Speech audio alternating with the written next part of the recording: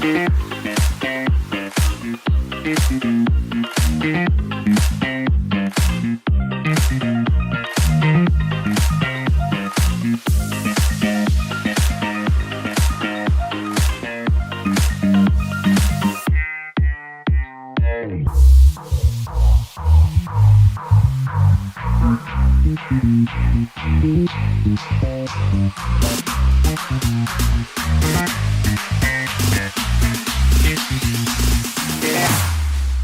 we go now.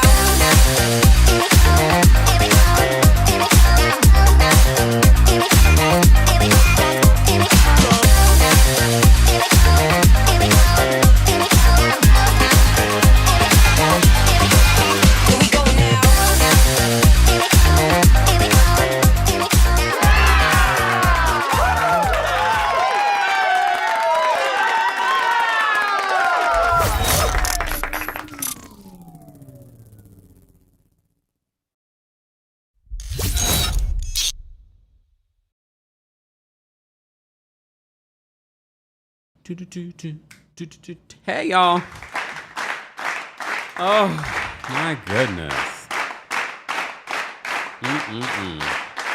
Welcome back to the Kempire channel. Happy Labor Day.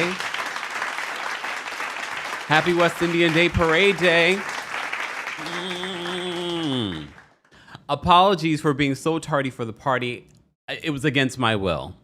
Look, you know, I live in a new apartment. I had a little bit thing they had to fix. I've been waiting since yesterday for them to come and fix it. But, you know, it's a holiday weekend and people, you know. One thing I will tell you guys, if you are getting a new place and let's say you're moving into a building and you have to have like, that is an important question to ask. Not just about loving the apartment. You need to know about the neighborhood, but you also need to know about within that building that you're living in, condo, co-op, rental, whatever. You need to know, what is the maintenance like? How many units are here and how many people work? And how long have they worked here? Are they happy? So that is an important element. I say all that to say that is part of the reason why I had to push back our rewind, rewatch, recap. Come on. That's why I had to push it back. I was like, okay, I put in a request yesterday. Okay. Oh, they decided not to come into work today. Okay. So I have to wait a whole nother day. Okay. They finally come this morning. And then they're like, oh, okay, be back in 10 minutes, 2 hours later. And I think it's fixed, but I'm not sure. I'll check after this. Look, I'm prioritizing y'all without really knowing, is it really fixed? But y'all know, update tomorrow, I guess. But happy Monday, guys. I originally said I wasn't going to go live on Labor Day. However, I want to stay on schedule for our Rewind, Rewatch recap of The Real Housewives of Atlanta Season 6. We still have to go through episodes 13, 14, 15, and 16. It's the infamous, iconic Pillow Talk episodes that we have to talk about in today's live recap. So thank you all for taking time out of your holiday. Some of you, it's not a holiday because you live around the world. So shout out to those of you that are living around the world. I know you can appreciate that we are still live here on Labor Day, but you know, the only reason why I'm here is because I didn't have any other plans. Because I didn't realize it was Labor Day weekend. Just call me Stacey Dash. Just call me Stacey Dash. I didn't realize it was Labor Day weekend.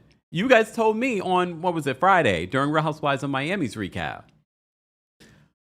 L. Singleton says, I learned the hard way. Me too, L. Look, me too. Okay. Cupid says, is this pre-recorded? Cupid is watching on Twitch. No, obviously, because I'm now talking to you. No, this is not. Well, I'm sure AI will allow us to do stuff like that in the future where I can respond to comments, but it's not really me. No, we don't need that. We don't need that. Anyway, guys, what did you guys think of the last 4 episodes? We're going to try to stay on track because we're going to be done with the season in the next 2-3 weeks. And I want to just lump the reunion together. I don't want to mix that up with any of the other episodes. I want that to be its own recap episode, but we're going to talk about part 1, part 2, part 3 of the Real Housewives of Atlanta Season 6 reunion together in a couple of weeks. So stay tuned for that. And if you missed it, our recaps, our last, I don't know, was it been 3 recaps of Season 6? It's worth going back and listening and watching. I did just drop a new podcast episode, updating you on the things that were going on when it comes to Funky Dineva and Tamar Braxton. So if you missed that and you want to understand and have me unpack that saga to you, you can hear that on the Kempire podcast, all in one space. All in one space. Shout out to our Kingsguard. Shout out to our channel members. Shout out to those of you that have become members. First of all, Kalina, thank you so much for becoming a member. We appreciate you as well. Niche, thank you so much for the super chat. Niche says, I love this amazing community you build. Thank you. It's a safe place, and I feel enough and accepted by everyone. I'm glad that we can disagree respectfully. I agree, Niche. And I'm so glad you remind our community of that, because I want people to understand you may not always agree with me. You may not always agree with each other. Even, with the whole Katie and the cast, I'm sure a lot of people have different opinions on that. And if you watched Real Housewives of New Jersey in our recast, we didn't all agree on how those things are playing out. We can all, again, we don't know these people. So yeah, we might disagree on something, but it shouldn't cause us to be mad at each other or be like, I can't stand you.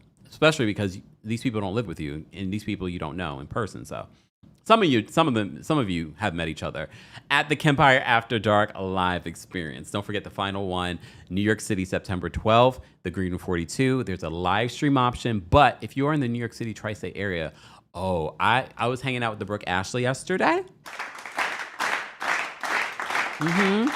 We had brunch, okay, here at my place, and we were just catching up and then talking about what she's gonna spill at this New York City show. Let me tell you something. And here's the thing, this is why I always say come in person, because yes, the live stream, you guys will get the tea as well, but sometimes when you're on stage and you give a little bit of the tea, you may forgot a detail, but then when we're interacting during the meet and greet, more details come out, or stuff that we didn't talk about comes out. So this is why it's important to come to the in-person show if you can. So go get your tickets today. Go get your tickets today. Again, this is the only show that has a live stream option, so go get your tickets for that. Thank you so much, Lace. I'm not sure how you pronounce this, but apologies. They say, just got my ticket for the live stream option. Thank you so much. We appreciate that support. Again, ticket information is available in the live chat or in the description if you're watching the replay of this. Queendom, we had so much good food. She said, I know y'all two Tauruses had a good meal. We had so much food to the point where I was like, I ended up giving to my front desk folks. I was like, she brought food. It was a lot of food. Yes. We love a good eats. Okay. We had a good time. All right. Maloney says, I have my live stream ticket. Maloney's watching on Twitch. Yeah. So stay tuned, because Brooke has 2 stories to tell you guys during this New York City show. I was like, Brooke. And then Brooke started telling me a story. And then like an hour later, she's like, oh, I forgot to tell you this part of the story. And when I say this is why I love our community in regards to we can agree to disagree and keep an open mind, because, this tea is. I'm not surprised, though. That's why I kept on saying to Brooke, I'm not surprised. I'm not surprised. But anyway, Brooke will talk more about that during our September. It's less than 2 weeks, guys. Less than 2 weeks. And I'm still figuring out, do I want to keep the show the way I did it in DC? Or do I want to, it will be similar, but then I'm like, there's all kinds of new stuff that's happening. Oh, Lais? Did I pronounce it correct the first time? Lais? Okay, I apologize. Anyway, back to this. This is our Rewind Rewatch recap of season 6 of The Real Housewives of Atlanta, guys. And this is the infamous pillow talk. I have a lot of thoughts. And I'm telling you, look, I'm not going to slam these women for some of the things that they said back in the day. But Nene was, for her, she loves the gays, but she was doing all kinds of things and remarks about gays and queens and like in a derogatory way. But so was Kenya. Kenya was making all kinds of statements about people's bodies, transphobic, like there were a lot of stuff. Look, I'm sure you know better, you do better. But there were a lot of things in watching season 6. I was like, and watching this in 2025 makes you cringe. But it's okay. It's okay. We live, we learn. The infamous Pillow Talk episode is episode 13. The title of this episode is called Pillow Talk or Pillow Fight. Like this was like a crazy episode. I kind of want to hear what the producers have to say about the Pillow Talk episode, because they, the fourth wall is broken during that moment because they have to come in and separate people. And Apollo, ain't no good gonna come to you. Brandon, you are an upstanding, good friend.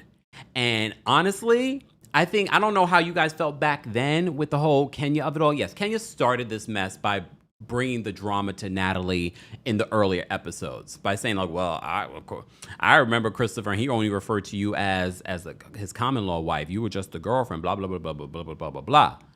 She started that. However, Christopher Williams, sidebar, Google schmoogle the rumors about Christopher Williams over the years, so I wasn't completely shocked that he grabbed Kenya's arm. But he started it. And you know why he started? He started even, okay, I'm jumping ahead. But he did start it because why was he getting up? And then Nene was so mad at Kenya for getting up. No. This man is getting up. Why are you up? Why are you standing? Why are you standing? Like, he was getting up in a very threatening way already. And she was like, oh, no, let him stand. He's going to address it. No, sit down. Why are you standing? Sierra said Brandon did nothing wrong. No, Brandon, they thought because Brandon's gay that, I'm assuming Brandon, apologies if I'm assuming wrong. Like, I don't want to, because I don't know if Brandon ever, you know what I mean? Like, some of these gays will surprise you. But like, I'm not gay. I'm like, oh. Like the co-founder of Crumble. Just saying. Okay. Winter says Christopher Williams was looking. Well, hold on. Wait, where did the comment go? Winter, I lost. Oh, here it goes. Winter says Chris Williams was looking so dusty and hurt. Yeah, because he got punked by a gay man. He probably hated that. They always blame Kenya for everything, but this was the time that it wasn't Kenya's fault. Hold on. Pageant Mommy says Christopher Williams and his hands and women tracks. See, me and Pageant Mommy. Google. I'm not gonna get into it. Okay, I'm not going to get into it, but anyway. Okay. But Brandon was upstairs. They thought he was going to be some sort of sissy because he's gay, but he showed them otherwise, Brandon. He was like, but they all thought that. And then Nene's comments talking about referring to him, he was in a red dress and da-da. I was like, and Nene, okay, I'm jumping ahead. Let me get in order, okay? Because in episode 13, it starts off with Dwight and Phaedra getting ready for Mr. President's blessing, okay? So they go to visit a venue. Let's talk about this blessing, okay? One thing I noticed from the very top of this episode was Phaedra and her sound effects. Ooh. Oh, this is, yes. All of that in that first few minutes. I can't with Phaedra. But that's what people love about Phaedra. I have to say she was just ridiculous. In a good way, like a funny way, okay? So here's the thing. When we finally go to the event, Kandi was at the event. I have to say, every time I see Kandi and Phaedra's friendship during this season, it makes me kind of sad that it went to the place that it's gone to. And we're not going to get into who's to blame or blah, blah. No. I'm just sad at that. Wow, they really used to be like really best friends. Like real best friends. And it was actually kind of sweet to see. And it's crazy that now if they saw each other, probably hands. Just saying. But anyway. So at the actual blessing, so the pomp and circumstance of Phaedra and Dwight, and they do all the things. So she wanted to do like an inauguration for Dylan, okay? But Mr. President, okay? So they do that. So there's all kinds of pomp and circumstance. There's outfit changes. There's a whole dance routine. Apollo did not want to do the dance routine. He didn't do the dance routine, so Dwight did the dance routine with Phaedra. But there were a lot of icy moments between. I don't get this relationship. I know a lot of people said Phaedra just ended up pregnant, and that's why they ended up getting married. I don't even think it was. I don't know if I believe that either. I don't know. I don't know if this was a scheme that Todd set up for Phaedra to come to us with. I don't feel like there was ever love between these two. But that's just my opinion. And based off of what you see in this blessings inauguration that they were doing, Phaedra and Apollo had a few like little tense moments. Apollo's just looking. He's like, he doesn't want to be involved, which I can kind of get. A lot of people have husbands very much like this or partners like this where they don't want to get involved. But there were a few icy moments where he's like, oh, I don't want to do this, or I don't want to be here. Like, I'm hanging out over here. What I got? And she's like, come on, Apollo. Like that's the real Phaedra that ends up coming up, not that sweet side of Southern Belle. It's those come on, Apollo, let's get. So there were a few icy moments with them during this event, okay. And then when she makes a speech, she's like, "Oh, let me see what Apollo wants to say." And he's like, "I have nothing to say." You have nothing to say at your son's blessing. Like you can't even come up with a little something to say. So Apollo. We can unpack what this relationship is. Some people say, she ended up getting pregnant, or she just saw this light-skinned guy who had a nice body. And I'm like, okay, all right. I mean, yeah, but you have 2 babies by him. You marry him. I'm like, okay. Ciara says Apollo was being so odd. And the crazy thing with Apollo is like there's so many faces to Apollo. I don't know which one's the real one. I think the real one is the one that we saw trying to beat down on Brandon. Because there are those really angry moments, but then there's moments where you definitely feel like he's putting on, which might be that scammer side of him. And that's probably the same face that he gave to the people when he was taking their identities. Alleged. And he went to jail for it. Like one minute he's just like, oh, I don't want to do that. I'm like, And then another minute he's like, oh, how are you today? It's a little scary. It's a little scary, in my opinion. But yeah. So we'll get back to Apollo. So we had the blessing. Very Phaedra. That's the thing with Phaedra. She puts on theatrics. I don't know if we've ever seen the real Phaedra. I don't know what moment that was that we saw the real Phaedra, but Phaedra puts on.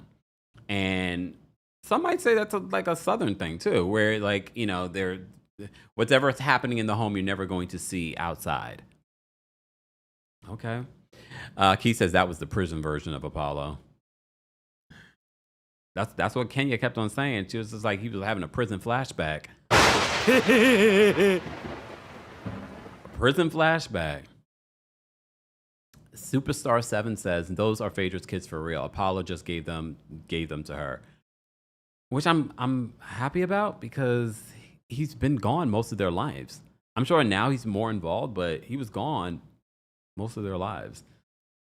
All right, let's move on. Let's move on from this. So Cynthia tells Peter about Kandi insinuating that she knows a lot of stuff about Peter.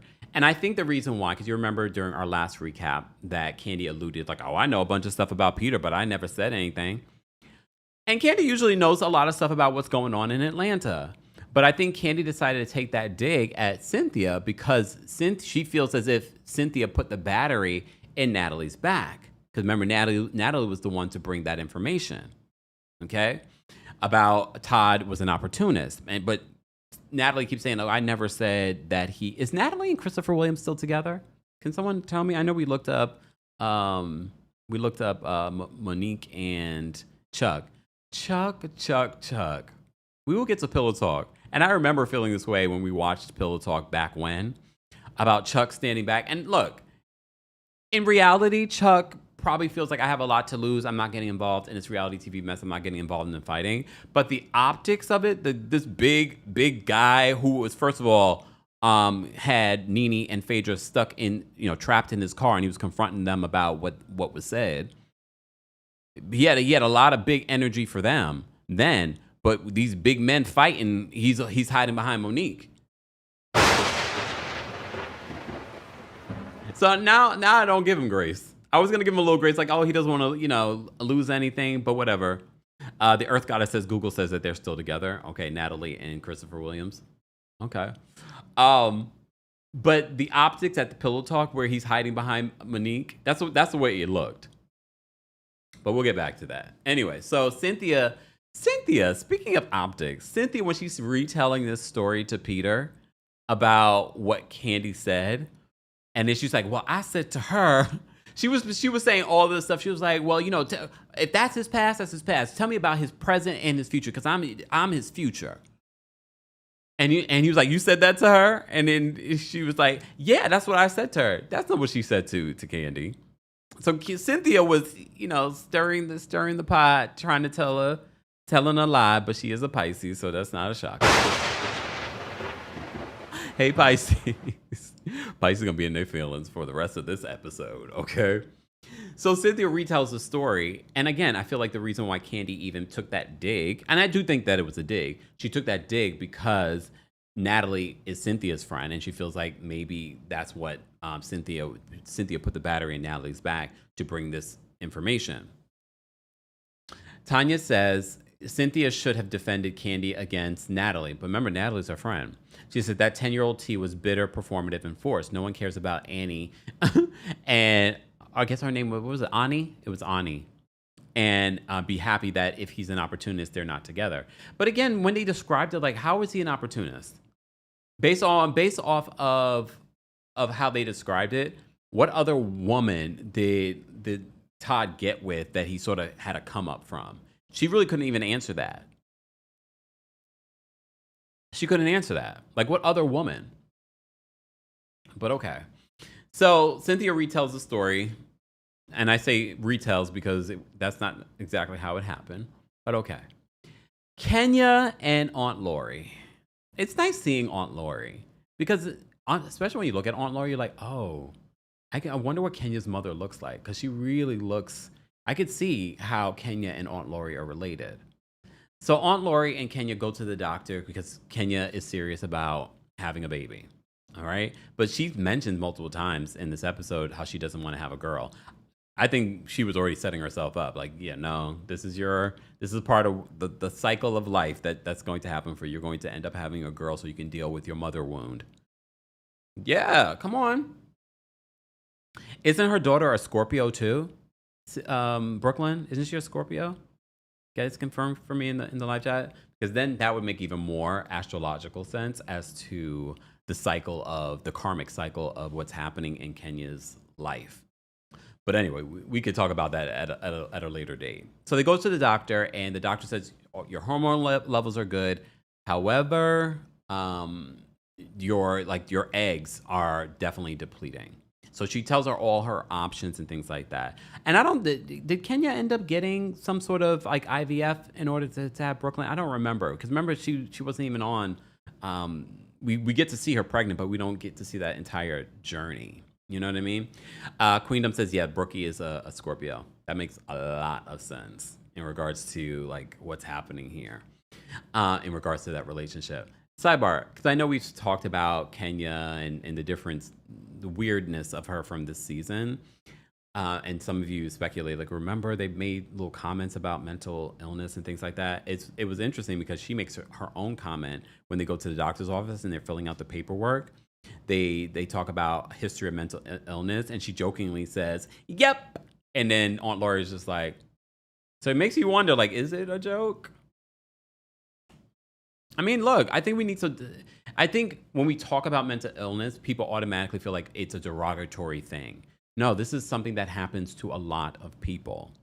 I'm not saying that's what's happening with Kenya, but what I'm saying is, like, we need to start at least having the conversation and not making it a derogatory thing. All right, let me move on. Let me take a sip.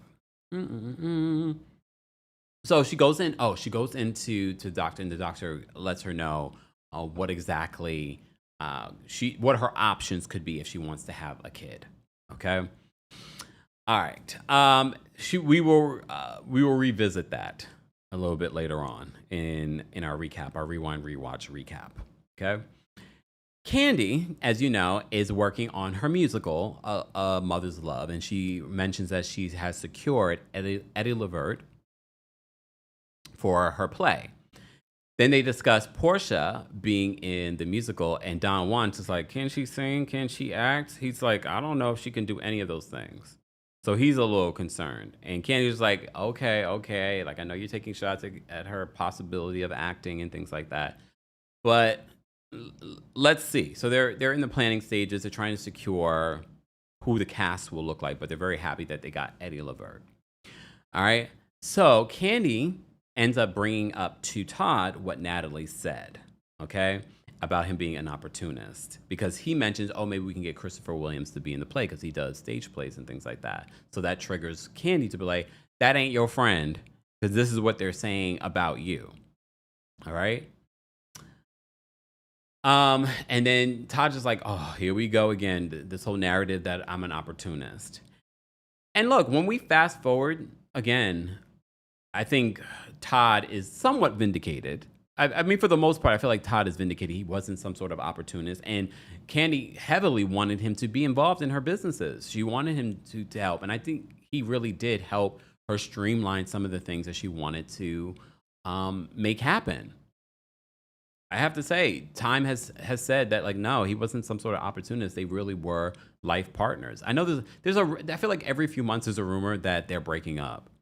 Those two are going to be stuck together in a good way. Like, I feel like they ride with each other. They don't have an open marriage, but they bring people into the bed. Like, it seems whatever they have, it seems to be working for them, both intimately and professionally. Good for them. Couldn't be me. All right. Okay.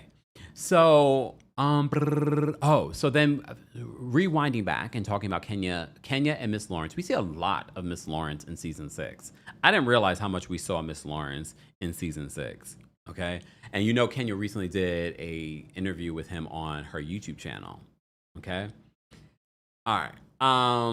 Exactly. Osing says, oh, let people be happy. Damn. Yeah, that's why you don't see me report on these rumors. I mentioned it to you guys because just in case you're like, Kemper, you never talked about the rumors. Well, I feel like every few months there are rumors. Okay. So Kenya goes to a sperm bank and with Miss Lawrence, and she goes through her list of the things that she wants. Her list, if you pay attention to her list, first of all, she wants a boy. But in regards to the man, when she was talking about he has to be 6'4", she wants green eyes. I'm like, okay, what is happening right now? But okay. I don't know if she was just doing that for theatrical purposes for reality TV or she really meant that. But she was just like, you have any Michael Jordan or Barack Obama sperm in there? I mean, I guess that's the whole point of going to a sperm bank. You're getting to choose what you want. But okay. They actually meet one of the sperm donors. He gives her number. He's like, his sperm donor number. I'm like, okay. Fine. So that is Kenya's storyline this season. She wants to have a kid, so she's going through the whole process of figuring out how to have a kid, blah, blah, blah. Mr. Melon Magic said Miss Lawrence was everywhere, but then the homophobia was too much for him. I mean, especially when you look at some of the comments that are made in season 6 alone. I'm sure watching the playback of that. Okay. I agree, Keith. Keith said the physical requirements were giving colorism, but Mark did fit the description. He didn't have green eyes, though, right? Mark? Yeah. But okay. So we have that. Let's get to the actual reason why you're here, and that is the pillow talk scene. I don't know what was going on with Nene, but Nene was turned up. From even before Kenya got there, she's walking around. She put on her lingerie. She's walking around just back and forth. Like she's pacing. It's like a weird energy. It makes me wonder like what was going on with Nene at the time. And I was just sort of like, why is she pacing back? Like even watching it back now, years later, it's like, damn, like girl, sit down. Why are you pacing back and forth? Are you nervous? Is something going on? So she was like very high energy. As soon as everyone came in, she was just like, hey, and what that, like she was just turned. She was turned up. All right. So Kenya finally does arrive, but she arrives late and she arrives with Brandon. Okay. So, and Nene already, she's like, oh, she opens the door and then she slams the door in Kenya's face. And then Kenya says, oh, I'm late because I was waiting for Brandon. His flight was delayed. Okay. So they start playing a game. Nene's still upset with Kenya. They're playing this game, whatever. Okay, we don't need to go through the game and what they're playing because we're not going through the episodes like that. We're just sort of reflecting back on what's happening in these 4 episodes. So they're playing all these different games, like couples games. Okay. However, Portia's there with her sister Lauren. Who else is there? Lexus. I wonder if they were considering Lexus for a role. Remember, Lexus was Nene's friend. You see her quite a few times in season 6. Okay. So Kenya and Nene get into it over being late for the party. As you're playing this game, they're talking about strippers, and Peters was like, a lot of us, some of us in this room like to go and see strippers and things like that. And he's like, that's like a day at the office for him. Okay. And then he said, it's not like the strippers are sitting on my lap. And then Candy's just like, lies, the lies. Like, really, Peter? Like, I've seen you at the club, because I guess she's gone with Todd before. She's like, I've seen you at the club, and I've seen strippers in your lab. Sidebar. Rewinding back to the conversation that Cynthia had with Peter in regards to what Kandi was saying, Peter seemed a little nervous. And he was like, what? She was trying to say that I'm with some other woman? And then she's like, well, no, she was talking about like your past. Anyone's antennas go up? I'm like, ding, ding, ding, ding, ding. Like, did he feel like he was caught out there? Because when we fast forward to Pillow Talk and Candy's like, yeah, I've seen strippers in your lab. Because he tried to be like, it's not like she's in my lab. He's like, nah, I've definitely seen some strippers in your lab. Kandi says. Okay. But Apollo, so this is an important conversation to have because I've talked about this since we started the rewind rewatch of season 6 of RHOA. Apollo's like, oh yeah, when I first got out of prison, I was going to the strip club a lot, blah blah blah. But now I kind of go to relax and things like that, and sometimes I spend $5,000 to $8,000 a night at the strip club. So a lot of people are like, okay, that's kind of ridiculous. He's like, it's not a big deal. It's my money. It's not her money. It's my money. So Kenya says in her confessional, like, where is he getting this money from? He's a personal trainer. And I know they haven't sold that many booty videos. And again, this is just us now knowing what we know about Apollo and what he went to jail for a second time. It's like you're spending $5,000 to $8,000 of maybe other people's money at the strip club. So I thought that was like, but Phaedra's like, yeah, I don't like the fact that he goes to the strip club and things like that. But he's dropping $8,000 at the strip club. And you already know I've questioned, like, where's this money coming from? Where's it coming from? $8,000 in a night? Okay. But he's like, that's my money. That's my money. So he's going off at the Pillow Talk, like, oh, that's my money. That's my money. Okay. All right, sir. That's your money.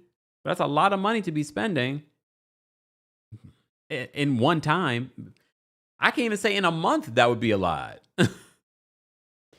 But again, I'm not hanging out at the stripper. I'm not hanging out at the clubs. Keith says it's his monthly allowance. That's what Kenya joked and said. Maybe it's his allowance from Phaedra. Because no one's thinking, everyone there is thinking like, where are you getting this money from? Fast forward, now we know.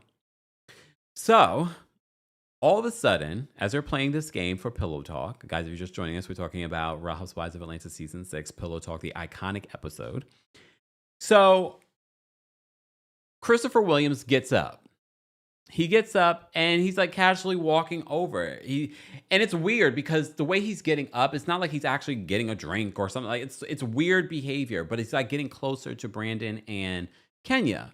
And this is where Natalie brings up what Kenya had to say about her just being the domestic partner, basically, and the common law wife. And that's when he starts to address Kenya. He's like, but I will say, Kenya was sort of like a hum. Like, we've already talked about this.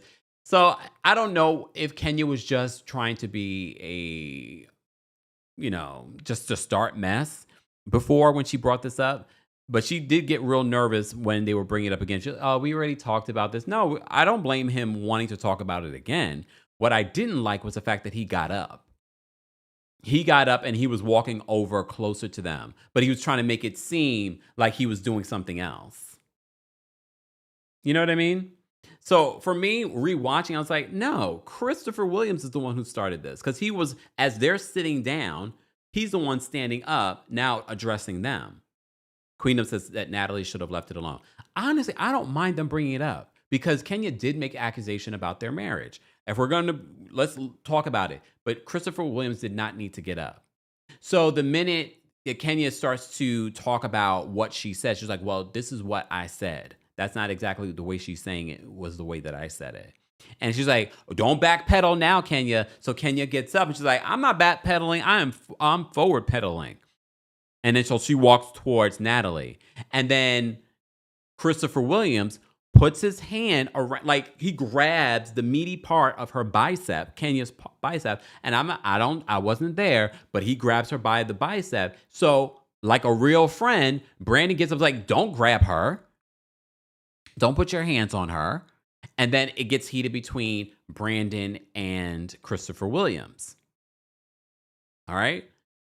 And then Christopher Williams actually pushes Brandon. So I know a lot of people want to blame Kenya in this situation. At least Nene Leakes did. But no, even when they were separated, it was Christopher Williams that pushed Brandon. Mama Ellie says he grabbed her hard. Again, he didn't grab me, but he grabbed her enough that I'm like, you don't need to touch her. You could go right in front of your wife and protect your wife that way. So he pushes Brandon, and Peter Thomas is pulling Brandon back because Brandon's like, oh, you're not going to push me. I'm not, they sitting there thinking that he's a punk, and he was no punk. So as Peter's pulling him back, Apollo gets up. But here's the thing. And again, we're watching an edited show, but based on what we saw, Apollo gets up and he gets in front of Brandon and he puts his hand around Brandon's neck and he shoves Brandon with his hand around his neck. And so Brandon's like, what are you doing? Like, you're not even involved in this. So Brandon, again, they're thinking Brandon's some sort of punk. And Brandon's like, no, you're not going to be doing it. So they start fighting. And then Apollo is going boom, boom, boom, boom, boom, boom, boom. So they're trying to pull Apollo off of him. LaClaudia says that Apollo and Peter were aggressive towards Brandon. I saw that.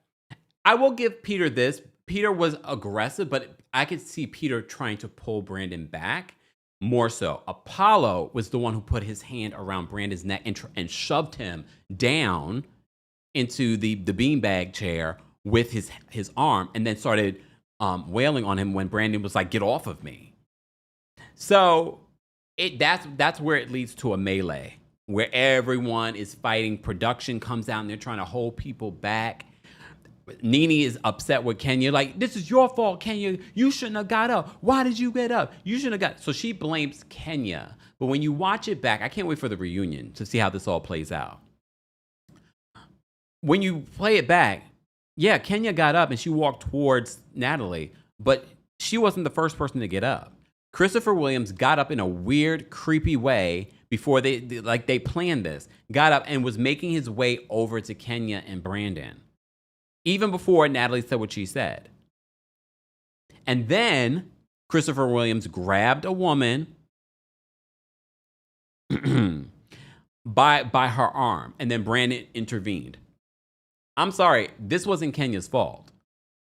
First of all, it was Nene's fault. Because the minute that Christopher Williams got up and it seemed like he was going to, she would be like, sit down. Because I think it was Portia that was trying to tell him to sit down as well. At one particular point before things jumped off. Everyone should have been sitting. Even Nene. Nene, all that pacing back and forth. I was like, Nene, what are you pacing back and forth for? You know what I mean? Tracy says that Peter was definitely holding Brandon down. It was disgusting to watch. I think after, like when it started with Apollo and Brandon, that's when Peter was wrong. But initially, when Peter got involved with Brandon versus Christopher Williams, he was pulling him back. Either way, I think Christopher Williams was wrong. Apollo was wrong. I don't know why Apollo all of a sudden decided to get involved, because at one particular point, Apollo's just sitting there like if you really put a cloud over Apollo's head, he probably was like nothing being thought. K-Baby says, absolutely very planned in regards to Natalie and Christopher Williams and what they decide. I mean, look, I don't think it's wrong that they decided to confront Kenya. Kenya was wrong for trying to bring this onto the show. All right. But again, she was being a producer. So she shouldn't be upset if they're going to confront her about it. Exactly, Auntie Eva. The streets have talked about Christopher Williams over the years, allegedly having a history of putting hands on women. So for me, I was like, well, okay. Puddin. Puddin 28 says, I'm sorry, you are not walking towards my significant other past me and me not do anything. Yeah, but you're still a man. You don't need to grab Kenya. He could have went in front of Kenya and be like, back up, and not touch someone. He didn't have. He grabbed her by the arm, the meatiest part of her arm, and he yanked her back. Okay. All right. So the melee. That's how this episode ends. Is with the melee between Brandon and Apollo. All right. But here's the other thing that I noticed in this episode was the way that the men, Peter, Apollo, spoke to their wives. Especially when Phaedra was trying to pull Apollo back from beating down on Brandon, he basically, I can't remember if he pushed her, but he was forceful with Phaedra. He was just sort of like, he moved his hands. He was like, get off me. And I was just like, oh, that amount of aggression makes me worried because like you're not just doing that with men, especially with the way that he spoke to her. And then it happened again in episode 14 when the fight between Peter, Kandi, Mallory, Cynthia, like when that happens, he does the same thing. He just talks aggressively to Cynthia. And I was just like, Melanie the Magic says, then Apollo pushed Phaedra to get off of him so that he could go fight Brandon. DJ reminds us of a quote from Kenya, only punks and little B words put their hands on women. Kenya. And Watson says Apollo passed Kenya and pushed Phaedra because everybody was trying to get him off of Brandon. Shine says that he was very aggressive with Phaedra. Do you think that was the first time? Just saying. Patrick Mommy, who said the aggression towards Phaedra is okay? Did someone say that in the chat? Because I know I didn't say that. All right. Right? Bella says Phaedra had balance in those heels. He pushed the mess out of her. And she didn't fall over. Queendom says, I'm sorry, Mallory was about to get Kandi. So let's talk about that in episode 14. So in episode 14, that's where the end of Pillow Talk or Pillow Fight happens. And then episode 14 is where the fight between Kandi and Cynthia and Peter and Mallory happens. And Kandi goes off. Okay? So it starts off because as Natalie's talking about what went down with Christopher Williams and Kenya, Kandi's like, well, let's talk about what you said about Todd being an opportunist. Rightfully so. So they get into that conversation.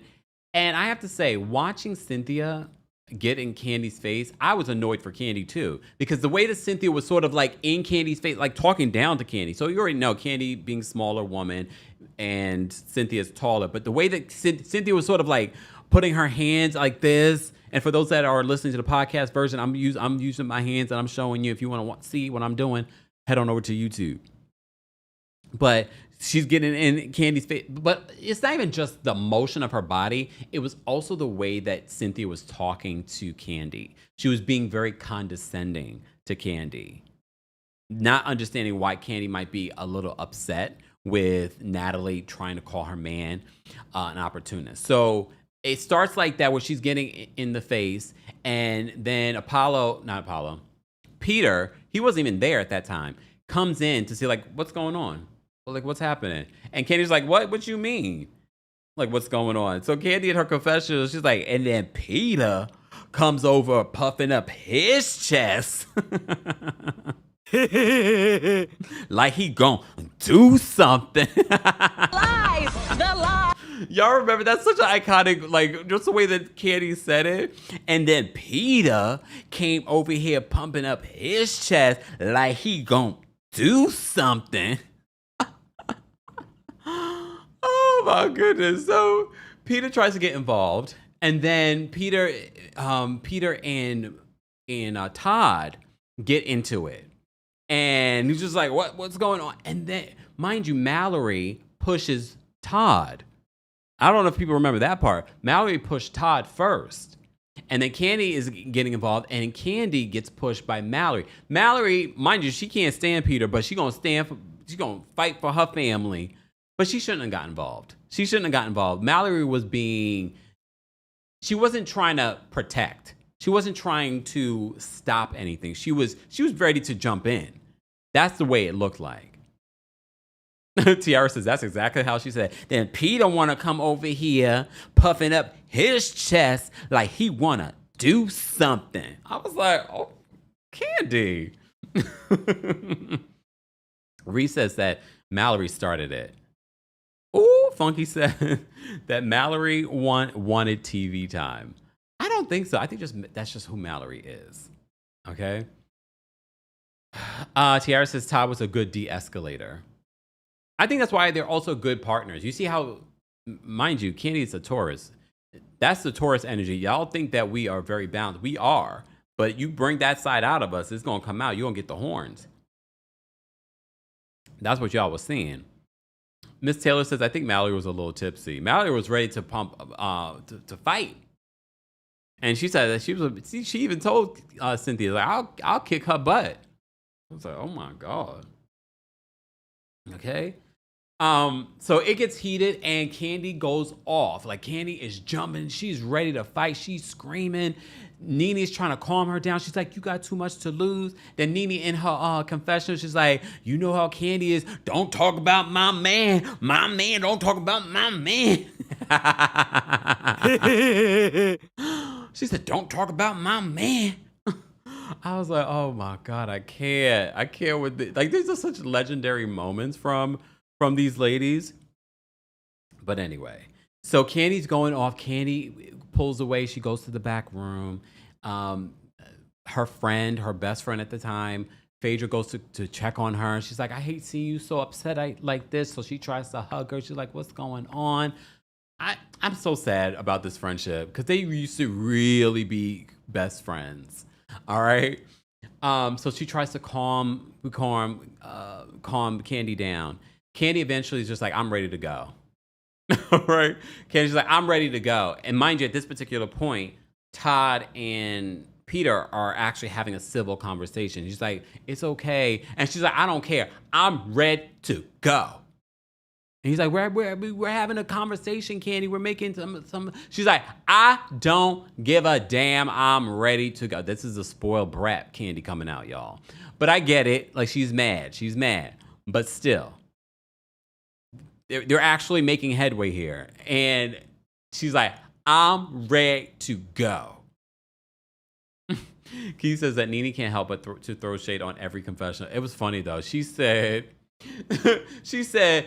Kandi, you know how Kandi is? She's like, that's my man. Don't nobody talking about my man. I was like, Nene. I mean, she was right. She was right. However, she's not like that when it comes to her mother. And we're going to get to that in, I forgot what episode that is, but we're going to get to that. Okay. All right. So that's the end of the whole fiasco of Pillow Talk.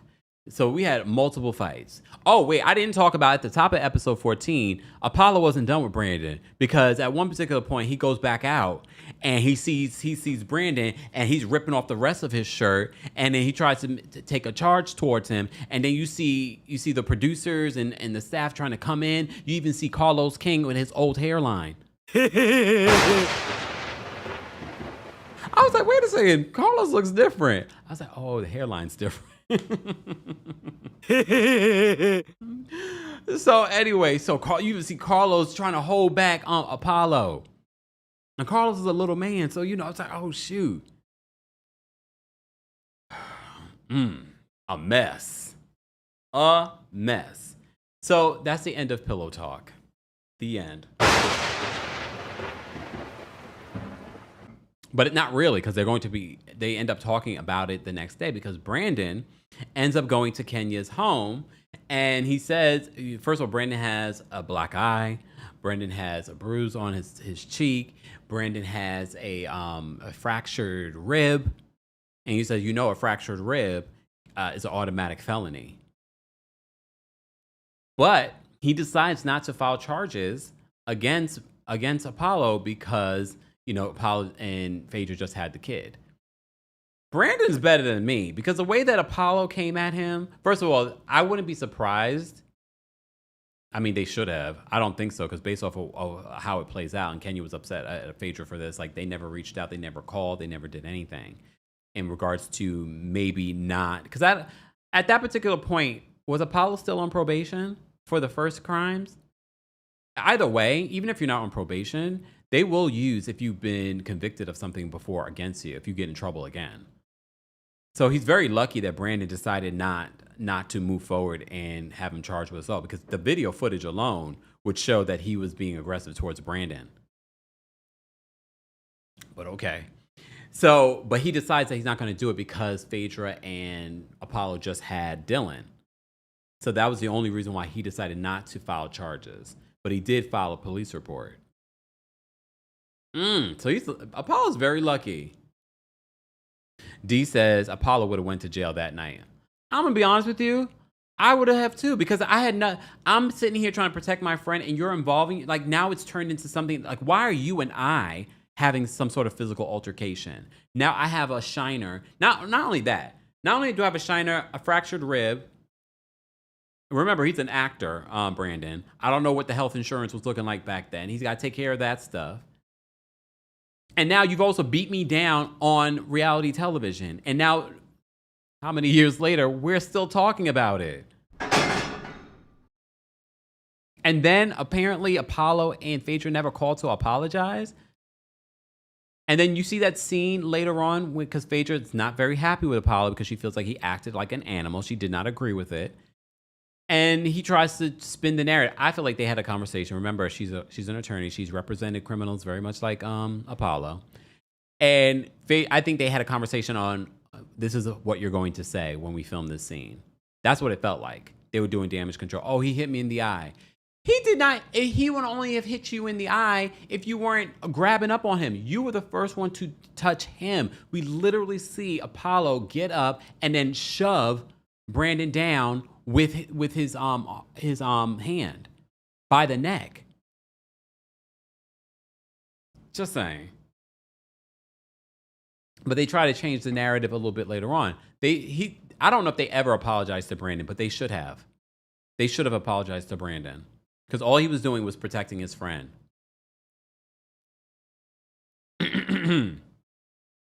All right. Let me see. Let me move on from there. I just want to make sure I covered everything. So yeah, so Brandon ends up not filing any charges against Apollo. Luckily for Apollo. Okay, so then we in episode 14 get to see A Mother's Love's auditions. We see all these lines of auditions. We get to see all the people singing Amazing Grace. The first guy that sang Amazing Grace wasn't that bad. It was everyone else afterwards.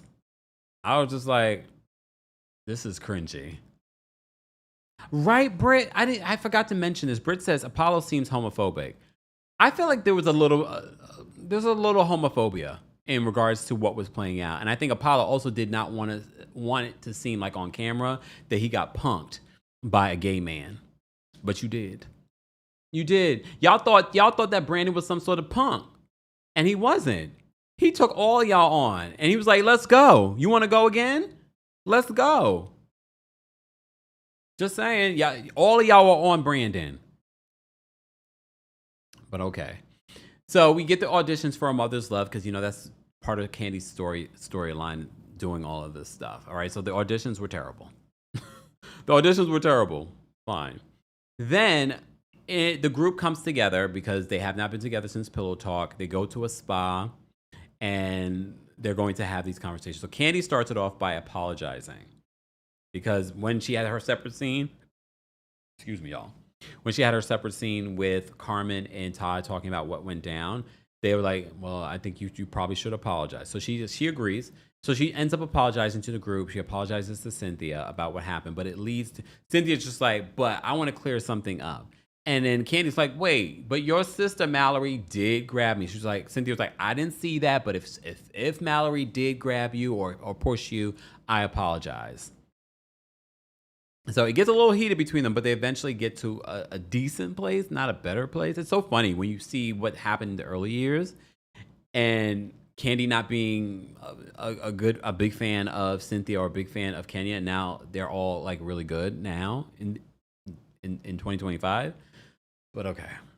But then it leads to Phaedra. Phaedra says that she's disappointed with how everything played out. She says, as Black people, we don't want, we fight against trying to be these stereotypes and things like that. And Kenya's like, this is some BS. She's not going to try and make this about Black women and things like that. But that Phaedra is a politician. And that's what she was giving in that moment. What she really should have gave in that moment was some sort of apology, but she's not going to because she's a lawyer. And she's like, if she apologizes, that's not going to look right. Then Nene and Kenya hash it out because Nene still really believes that Kenya's the one that started it. And Kenya's like, I did not start this. Okay. Jamie says Nene in that diaper comment on Kenya. She's like, yeah, you got up and you in your diaper. I was like, oh, damn. Just so many moments, quotable moments that people have mentioned from season 6, happened in season 6, I should say. But anyway, so Kenya and Nene get into it. Nene was ready to get into it even before that, but Cynthia was like, no, I need to first talk with Kandi about what happened between us. But Nene blames Kenya for why this escalated the way that it did. Honestly, if we really want to blame anyone, it was Nene. Nene's energy from the jump was very combative. Even before Kenya got there, she was being combative with a lot of people. She's like, hey, walking back and forth. Like, her energy was giving, like, a lot. Okay? But, again, when you rewatch it, and then when you're in it, it's probably hard to see how this all played out. However, when you rewatch it, you're like, no, this wasn't Kenya's fault. Yeah, Kenya probably shouldn't have said what she said at the previous group event, but this wasn't her fault. All right? Elliot says, is the season 6 a win a case at the reunion? Oh, I don't remember. You guys are better at that than me. I don't think so. No, I don't think so, because they're wearing white. They're wearing white in that reunion. They're not wearing white in this reunion. That's probably next reunion. That's probably the next reunion. Because that's the season that Kenya sits next to Andy. Funky says that Kenya was not to blame, though. DJ says, I blame Nene and her geeked up self for all of it. Yeah, again, her energy from the beginning was giving very like, ugh. And I'm like, what's going on here? No, that was season 7. So the next season. That's what I thought. Because I know they're wearing all white when Cynthia says that to Phaedra. All right. Buddy says, you blamed Nene? You're going to get in trouble. With who? Look with who? Look with who? Not my mama. Not my man. My man. All right. Mama Allie says, y'all know I love me some Nene, but rewatching these episodes, I don't know how I feel. Well, you know what? I will say there are two sides to that for me, watching season 6 again. There are so many moments with Nene that make me laugh, and I'm like, this is so like why Nene was so great for this show. But then there are moments like in these last couple of episodes that I'm watching with Nene, and I'm like, these comments, especially about gay men, were so problematic. And I don't think I mean, again, when you know better, you do better. And I think the reason why people didn't make a big deal about it back then, because they felt that way. They felt that way, and they probably still feel that way. Especially when we look at the whole, what people are talking about when it comes to Snoop Dogg and what he said recently. He's since issued an apology for what he said. But look, when you know better, do better. Maybe. Guys, if you haven't already, be sure to like the video. It's an easy and free way of supporting not just my channel, but other channels as well. We're talking about The Real Housewives of Atlanta Season 6, episodes 13 to 16. All right. We're almost at 300 likes. Keep on liking the video if you haven't already. Chef Lorraine, thank you so much for being a member and for the super chat. I love your new photo, Chef Lorraine. Chef Lorraine says, Cynthia only did all of that to Kandi because her sister was there. Jamie, thank you for being a member for the super chat. Jamie says, Cynthia has a history of putting her hands in people's faces. She did that to Portia on the boat with Portia.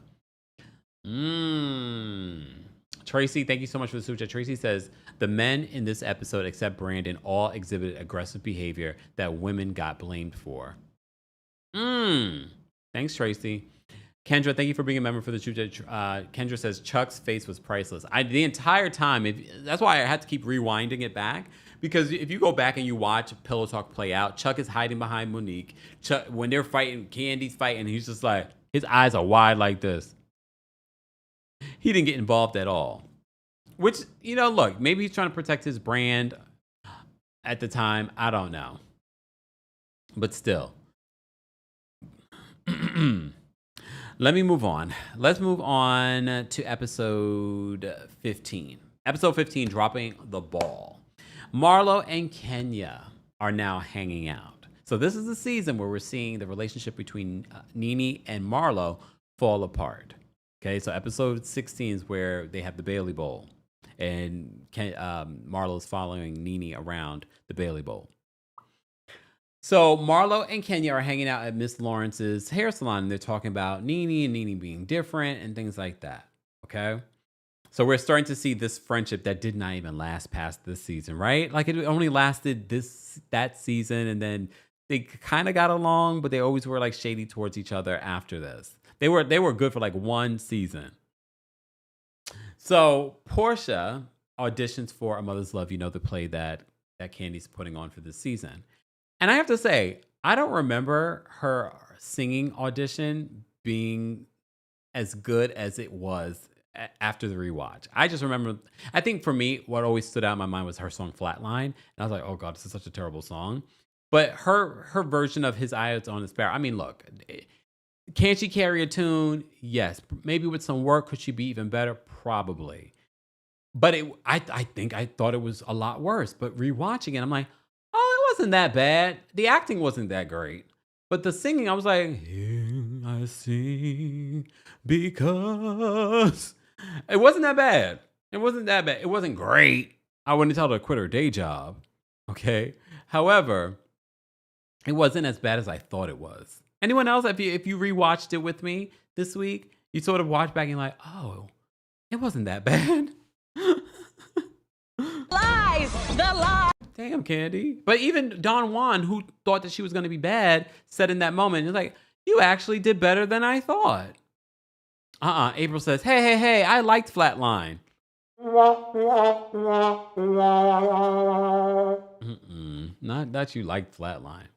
All right, let me get to the juicy part, because this is why season 6 is good, because the Mama Joyce of it all.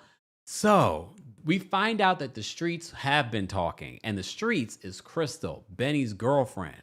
So Carmen has a conversation with Kandi about Mama Joyce and where Mama Joyce may have gotten this information. And Mama Joyce got the information from Crystal, who's friends with Mama Joyce.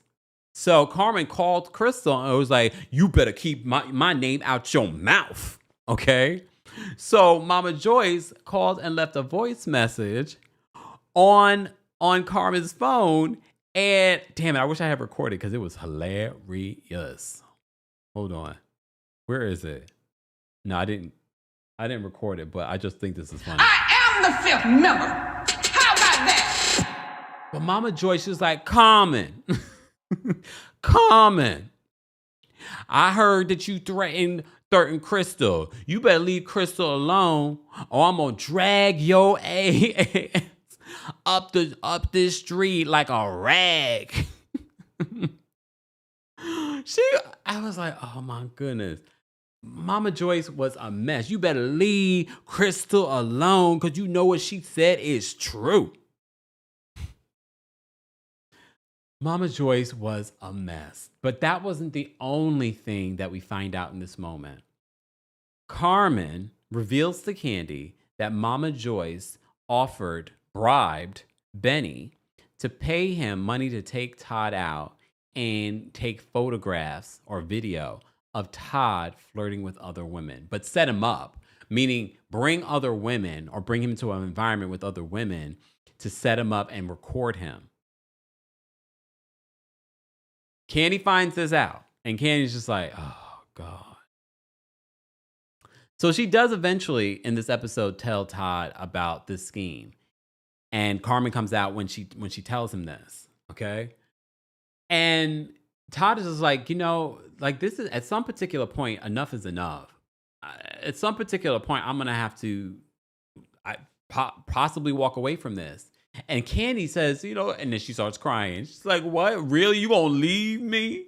You gonna leave me because of this? Yes, Kandi. Hold on. You gonna leave me? And this is why I stick by my mama, because anytime something go down with my mama, she ain't threatening to leave me. Okay, basically she did threaten to leave you, Kandi, in a few episodes ago. She's just like, I went to the doctor, and the doctor said, I just, like I ain't got much time left. I gotta live my life. That was basically her turning her back on you, Kandi. Okay. But Todd, I don't blame Todd for putting his foot down. I don't even know how they ended up getting married, because watching this season, I'm like, he must have loved him some Kandi to put up with what Mama Joyce put him through. But he's like, you're going to be dealing with this? If it's not me, what other man you think is going to put up with what your mother's doing? She's trying to set me up? She's trying to set me up? Like, you're okay with this? Honestly, I have to say, I lost a lot of respect for Kandi in these episodes, because I'm just like, Kandi, I'm remembering all of this stuff, and I'm like, you're lucky that Todd stuck it out, because any other man would have been like, I'm not dealing with this, especially because you were not putting your foot down. You were not putting up the boundaries that you should have been putting up when it comes to your mother and her involvement. Your mother's talking to people about your fiance, and she's trying to set your fiance up. Cece says, Kempire, you have me cackling, because I wish that in the moment, if you were here with me as I'm watching, I could have did a better impression, because I have to hear it again in order to do it better, especially the Mama Joyce voice note. And I meant to record it, but y'all know I was dealing with some apartment stuff. So that's the only reason why I didn't record it, because I wanted to play it again, because Mama Joyce like, Common. You better not. I was like, oh gosh, Mama Joyce. I have to say I laughed to myself though. Like, it's funny because it's not our mother-in-law. It's not our stuff. But yeah. If it was our stuff, there's no way. I'm sorry. There's no way in hell that I could deal with that situation. Like, if a mother-in-law was that mean to me, trying to set me up, it's saying all kinds of stuff, calling me an opportunist on national television, and now people can go back and watch this, including his kids with Kandi, can go back and watch this. And even if they don't go back and watch this, these clips circulate the internet all the time. Randomly, you'll be on Facebook, okay? And all of a sudden, you'll see like old clips. So Ace and all of them could randomly see what Mama Joyce was and what Grandma was saying. But it's okay, they'll be strong. Because I tell you that having a Scorpio mother is not for the weak. I told y'all, I've seen some things. Luckily, I haven't experienced that directly, but my siblings have. My mama didn't set nobody up though. That I know of. Because I'm the youngest, there might be things that I don't know about. Blunt says, this recap is hysterical. Thank you. We appreciate you being here. Yeah, Pageant Mommy says you marry the family. That's why I don't think people realize how lucky they are when you marry into a family like, oh, my mother died. You know what I mean? Like, you don't have that drama. Britt says that bedroom Kandi kept Todd. I mean, I think they had a connection. I think they had a real deep spiritual connection. There's something about that connection between Todd and Kandi that even beyond reality television, you can't explain it. Oh, okay, here go Monica. Where's Angel? Monica says, I'm a Scorpio mother and I'm not overbearing or meddle in my daughter's life. Let me talk to your daughter, Monica. But I'm not saying everything is 100%, but I'm sure you're an interesting mama. Monica, I'm playing with you. All right, I'm playing with you about it. Monica says, but I will cut up if you mess with my daughter or family. Yeah, that's one thing. But again, Scorpio mothers are not for the weak. You know what, pageant mommy? I'm gonna leave you alone with that. Angel said my mama threw a fan.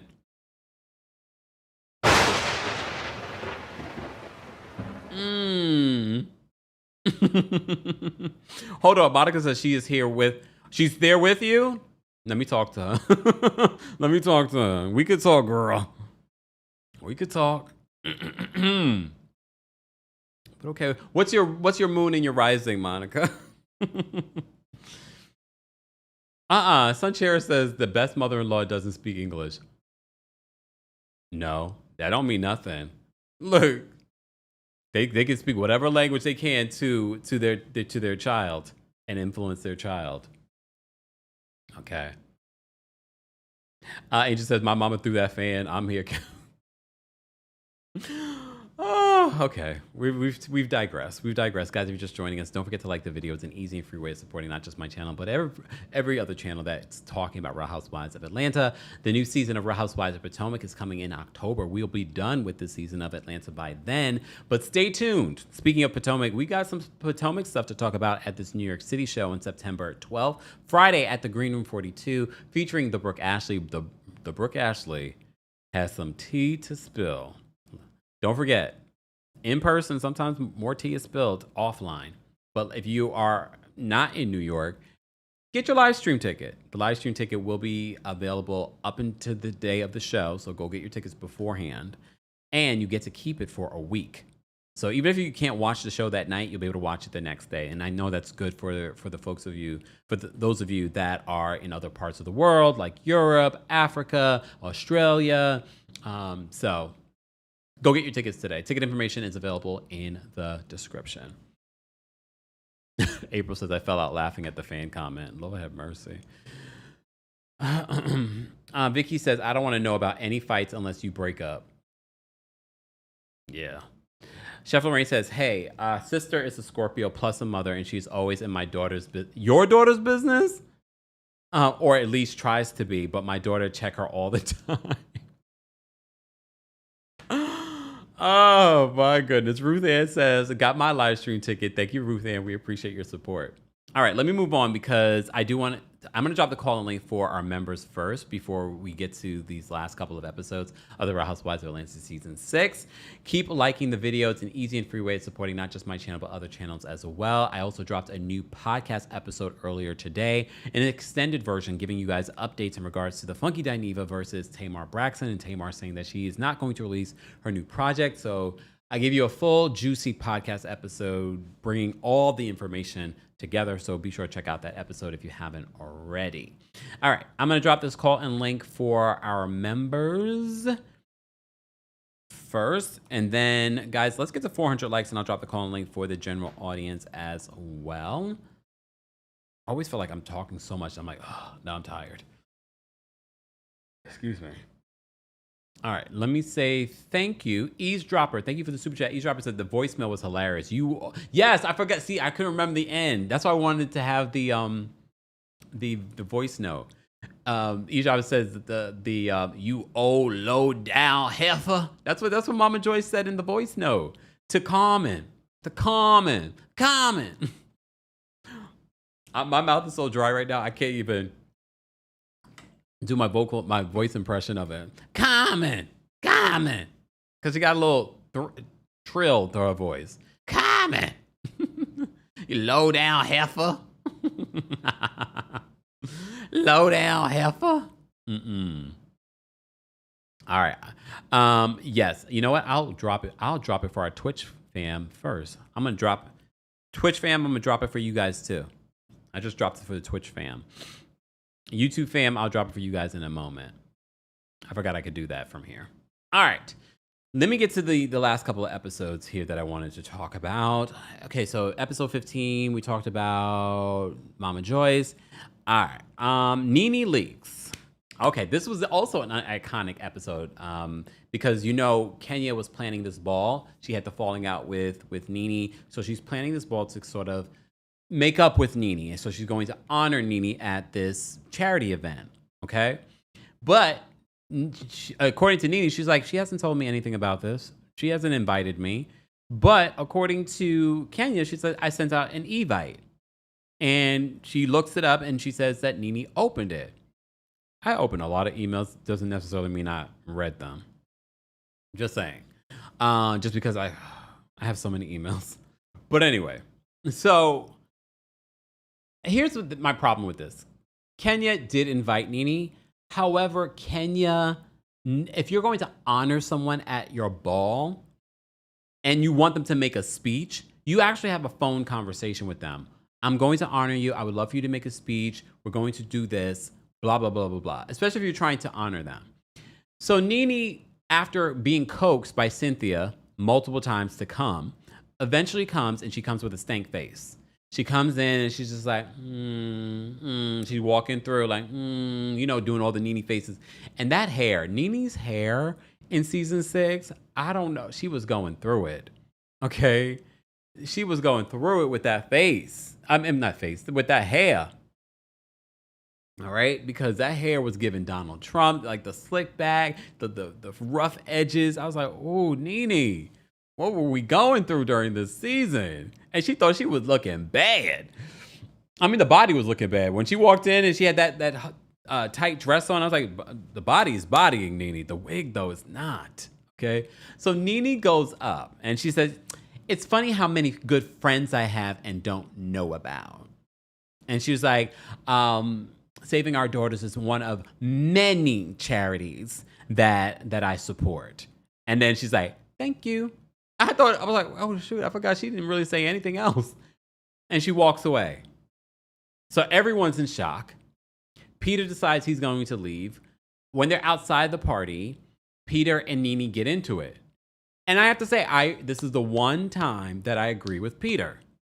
Peter's just like, okay, understandable that you have your issues with Kenya, but this is not the time or the place to do something like that.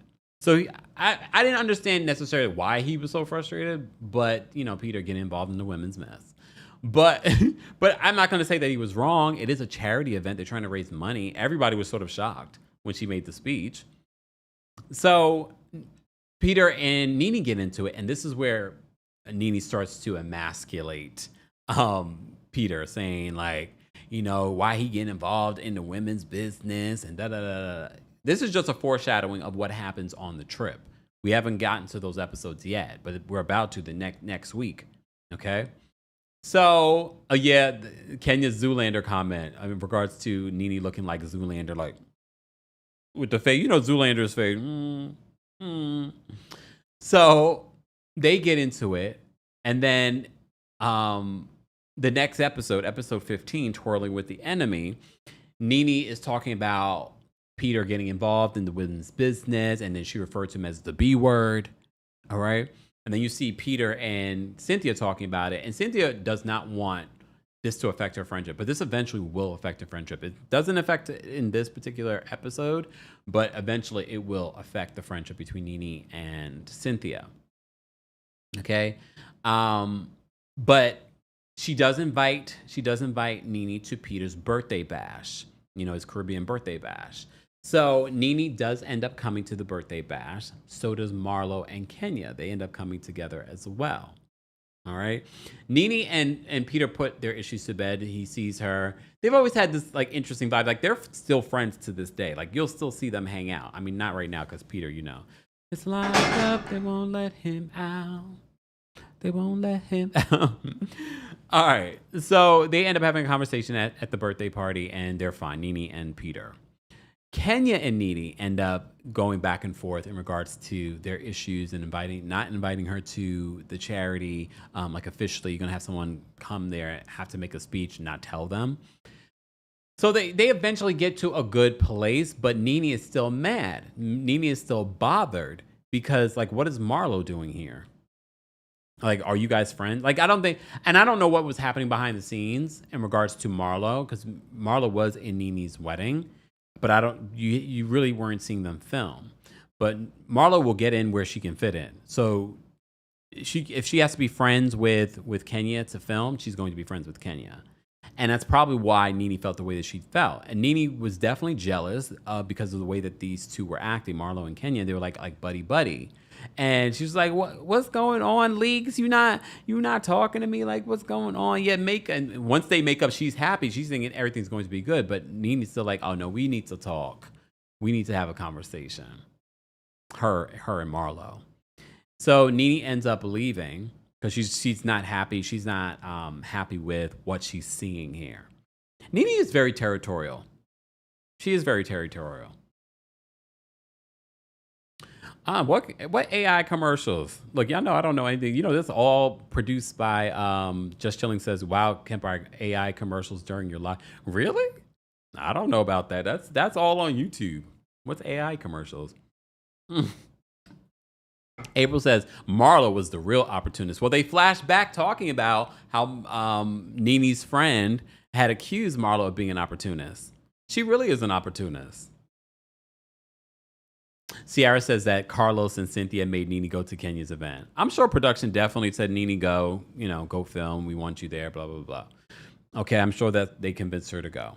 And she went and she did maybe 20 minutes before leaving. All right. What else happens in this episode before we get to the Bailey Bowl? All right. So let's talk about the Bailey Bowl. So Cynthia invites everyone to the Bailey Bowl. They're all going to have their own teams. Kandi's running late, per usual, but she does eventually arrive, and she has like an Olympic team. She's got an Olympic gold medalist. She's got a wrestler, and they still lost. But Kandi is very competitive. This is like one of the first times we're seeing that Kandi is very serious about being competitive. Like, she's getting mad. All right. So we do also get to see Derek J and Funky Dineva. It's so funny because we've been talking about Funky Dineva so much this week, but these are early years of Funky Dineva when he was wearing the wigs and whatnot. So he's one of the referees for the Bailey Bowl. Okay, so they start playing the different games and things like that. All right, is this the birth of Team Twirl? Is this the first time that she's ever referred to her team as Team Twirl? So we had Team Rich for Nene, and then Kenya had Team Twirl. Okay. All right. So they start playing the different games or whatever. They end up going outside, and this is where Marlo's still trying to get Marlo's trying to get Nene's attention. At one particular point, she jumps on Marlo's back. But then things get heated between Marlo and Nene because Nene ends up throwing a bottle of water at Marlo. So Marlo starts following her around like, "What's going on? Why you don't want to talk to me? Are you not talking to me because I'm friends with Kenya?" So Marlo alleges that Nene's looks and fashion got upgraded when she started coming around. And she's like, she's probably mad because I'm going to give Kenya the hookup or something like that. So I'm like, I don't know if that's what it is. It definitely was clear that Nene did not want Kenya and Marlo to be friends. And I don't know if Nene at that particular time did not want Marlo filming, and the fact that Marlo may have used Kenya to start filming, that made her more annoyed. I don't know. There was definitely something more there, but it ends up being a big fight. Alexis, the black woman with the contacts, the color contacts, she's following Marlo. She's like, "Don't give them that." I'm just remembering this now, seeing that. She's like, "Don't give them that." I'm thinking the cameras as Marlo is berating Nene and following Nene around. Nene eventually leaves with Greg and gets into her Range Rover to get up out of there. Okay. Quiet says Marlo was acting like Brit stylist. Oh my goodness. So Marlo is talking with Kenya and she starts crying. She's just like, mind you, I did not see a tear. When Marlo's like, she's just like, "I don't know what I did to her." She's crying like this. And then when she moves her hand, I'm waiting to see a tear or something. Ain't no tear in sight. I don't believe Marlo was crying. I do believe Marlo is an opportunist, but that doesn't mean that I don't feel like Nene wasn't jealous of the friendship that was happening between Kenya and Marlo. But was Nene right that it was just a friendship of convenience? Yeah, because look at all these years later, those two aren't hanging out. Marlo still hangs out with Nene, still talks with Nene, but she doesn't with Kenya. I don't blame her when you see, especially these last couple of seasons with Kenya and Marlo, but here we are. The Kiana Avery, thank you for being a member. She says Nene was so mad she couldn't react. Osing says I'm behind, but yeah, they paid for Brandon's medical situation. Who did? Bravo? Or was it Phaedra? They would want to, because I would have sued for that, to be honest. All right. All right, guys, we're almost at 400 likes. If you haven't already, be sure to like the video. This is our Rewind, Rewatch, Recap. It's a new show that we've launched here on our YouTube channel and podcast. We do it every Monday afternoon, as long as there's nothing happening in Kempire's life. We do it normally at 12:30, but here we are. It's now 4 o'clock. And look, there goes my Labor Day. Jamie says, Kempire, it was an inner cry. It was an inner cry, Jamie says. Marlo's cry. So deep within.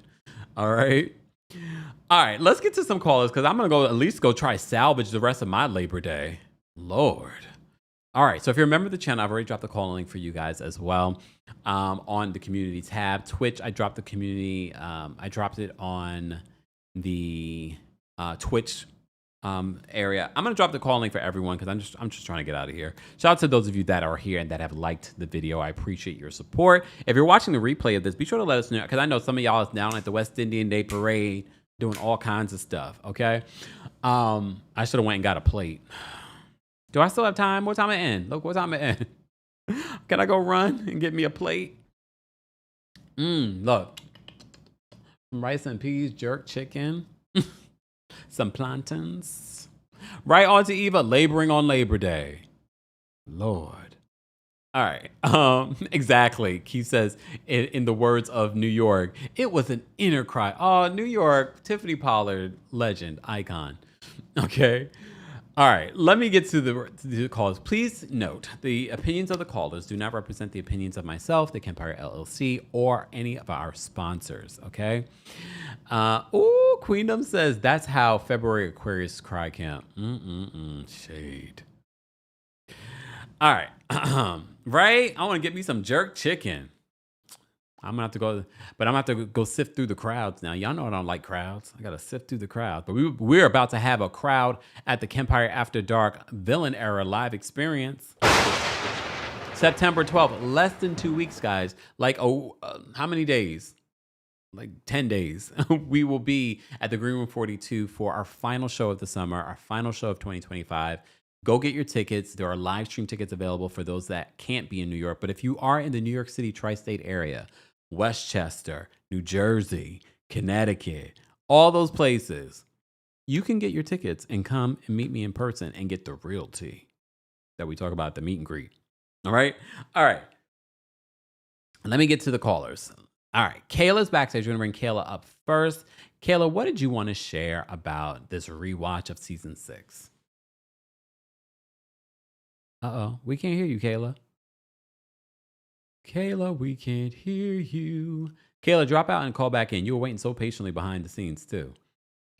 I don't know what happened, Kayla. Jess is backstage. We're going to bring Jess up next. Jess, what did you want to share? Hey, Kempire. Hey, how are you?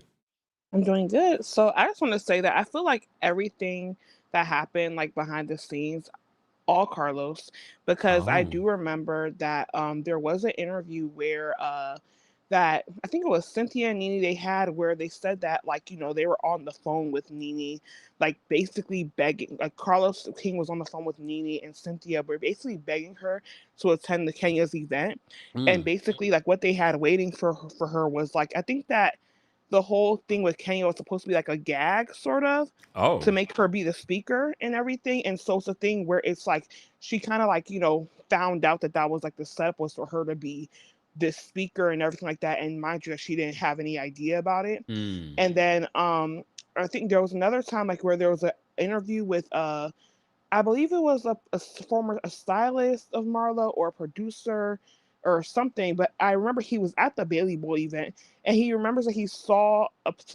Carlos King douse water on Nene at that event. And so I don't know if that was why she threw the bottle Mm-hmm. at her, because maybe she didn't know who did it. But basically, he was like shaking a water bottle and throwing the water on Nene, and I guess it was an attempt to get her to react or something like that. Yeah, this is an interview with Oliver Twist. Basically, you just type in Carlos King or Oliver Twist interview, Mm-hmm. and so it's not Carlos King interviewing, but it's someone else. I just can't remember exactly what the guy's name is. Mm-hmm. And then like in later seasons, I know that it was a thing where like even with the pillow talk, like it seemed as if like there was a thing where they wouldn't start the event until Kenya came. Mm. And so I think it's because of the fact that like, they know that Kenya is needed for these scenes. And of course he Mm. calls it a force multiplier. So Mm-hmm. I feel like it was a thing where it's like production, they were like pretty much like triangulating everyone against each other. Like, oh, like this is the star, this is the star, this is the new star and all that. And I Okay. think that that's where everything kind of came back. And I think with Marlo and Kenya, I do know that later on in the seasons at one reunion, where she was basically saying that like the reason why Marlo and Nene fell out was because Marlo started dating John, the Oh guy that gave yes. her the bling bling watch and everything Yeah. like that. But Mm-hmm. of course, we didn't know that at the time, and so I Yeah. think that's why she felt like the friendship was very strategic and everything. So I forgot that's about that just part. backstory. Thanks, Jess. No problem. Bye. All right. Let me bring up Cynthia next. Cynthia, don't be Me? fighting with your sister again. Huh? I was just gonna talk about that. What's Hi, going on? Kempire. How are you?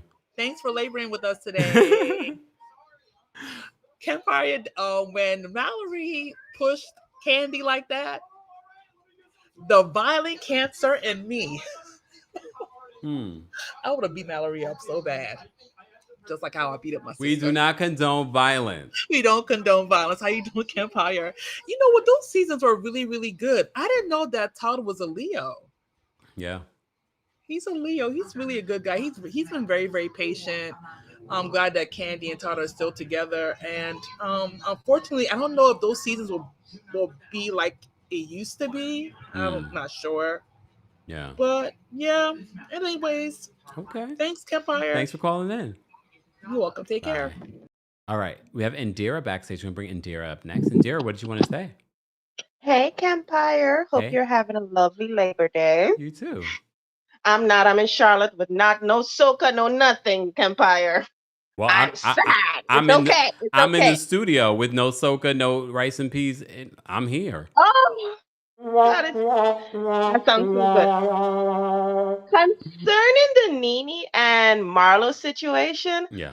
I don't know if I might be right, but going on I heard what the first caller said, but to me, it's like her and Marlo probably talked about stuff that happened behind the scenes, and Marlo was supposed to come on and be like her best friend, her ride or die, be there for her through thick and thin, and then she comes on and then she makes best friends with the enemy. So Nene is like, are you serious? I brought you here to be my friend, and now you're being friends with everybody else just because you want fame? That's how it came across to me. Yeah, I definitely don't think it was just the John stuff. No, I don't think Nene, because she has Greg. She will always go back to Greg. Yeah. Well, had Greg, my bad. I also don't think she was interested in John like that.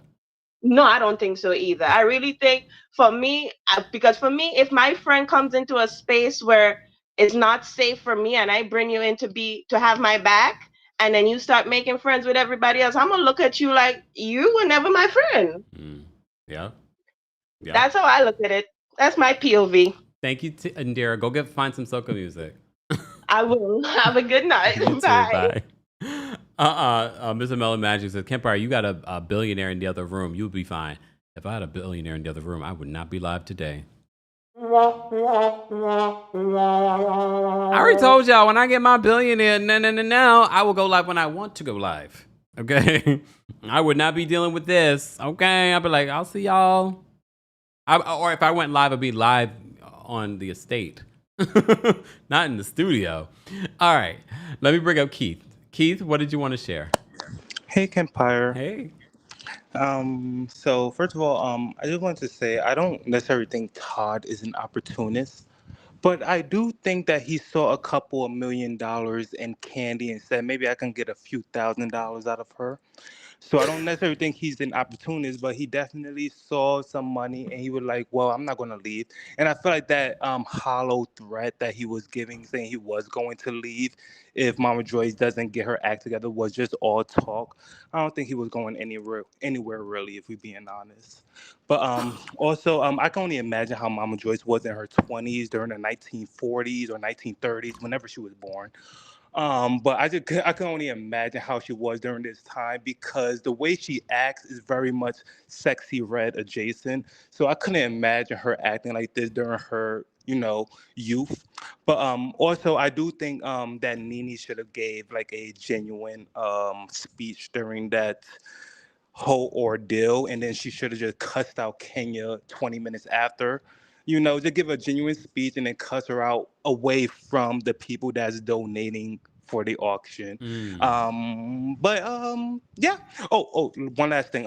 Actually, Kenya, who looks for a sperm donor when quote unquote actively dating someone? Yeah. I think that's a little We weird. we haven't even talked about the African guy that she's dating during this season. Allegedly, And apparently he bought her the Rolls Royce. allegedly. So she says, Yeah, she keeps I'm just a little confused on who does this type of situation while actively dating someone. But, I mean, it was you definitely know, screaming storyline. I need a storyline. it was. That's why we never saw him. Mm. Oh, But damn. yeah, that's about it. All right, Keith. Thanks for reminding us. Bye.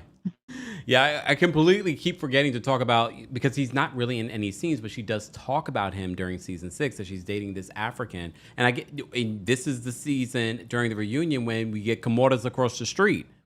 What an iconic season! All right, Nisha's backstage. We're gonna bring Nisha up next. Nisha, what did you want to share? Oh my gosh, my first time calling in. How are you? Good, you? Can I'm you hear doing me? well. Yes. Can you hear me? Yes, I can hear you. It's my first time calling in. I'm so nervous. It's okay.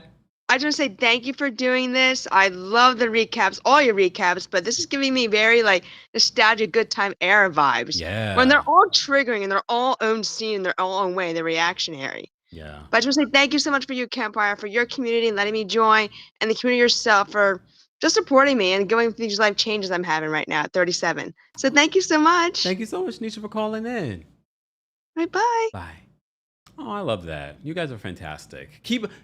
Let's keep this community going. Tell a friend to tell a friend. Have people join the community that you feel would fit in. Everyone fits in as long as they're not hateful. Okay. All right. Let me bring up Arjun. Arjun will be our last caller. Arjun, what did you want to share in regards to season 6 of The Housewives of Atlanta? I was gonna say, if I'm right, Kandi and Marlo were friends until season 9. After Like they this? stayed friends. Yeah, because remember they were friends, and then in season 9, that's when I think Kenya didn't invite Marlo to her birthday, and that's when Marlo turned on to Kenya. I think until season 9 they were good.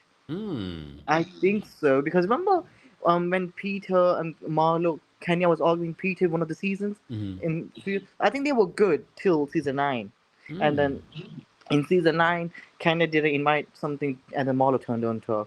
But they are the perfect representation of Aquarius. I'm gonna say that Marlo and Kenya, both of them. Are you speaking from experience? I'm Aquarius myself, so I can say Oh, okay. they are the both example, the perfect example. And what is Yeah. that? They go low. Oh. Come for me, go low. And you know how Marlo is so extra, like that's how I want to be seen. I want to make sure I'm wearing something extra, so I'm not same as you. I want to stand out. Like they are there. The qualities are there for Aquariuses. Like you come for me, I'll go low. And I'm like because I'm Aquarius. I like that. But you know. Okay, But yeah, Arjun. yeah. Arjun, what time is it in Portugal? It's 9:20. Okay, not that late. All right. Well, we appreciate you calling in. Bye, Kempire. Take care. I would go back to Portugal. I thought Portugal was cute. I went there not last. Well, was it last? No. Wait, was it last year? Yeah, I went last. Did I go last year for my birthday? I can't remember. It's been so damn long since I've traveled.